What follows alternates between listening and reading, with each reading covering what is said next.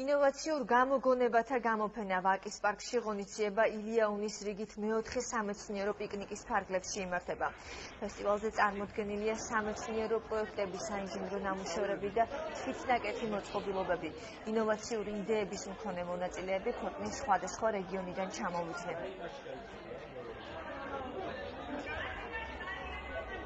წლევანდელი პიკნიკი 65 კარავს აერთიანებს, ეს ნიშნავს იმას, რომ 65 აბსოლუტურად განსხვავებული პროგრამა აქვს წარმოდგენილი. ჩვენ ყოველწელს ვცდილობთ, რომ რაღაცა სიახლე შევიტანოთ ღონისძიებაში და წლევანდელი ღონისძიების ფარგლებში ასეთი სიახლე გახლავთ ინოვაციურ გამოგონებათა გამოფენა. ჩვენი გუნდის პროექტია ელექტრონული სომელია.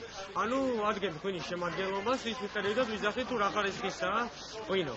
და ამისთვის ვიყენებთ სპექტროანალიზს. ერთად ვიბრაციულ სპექტროსკოპიას.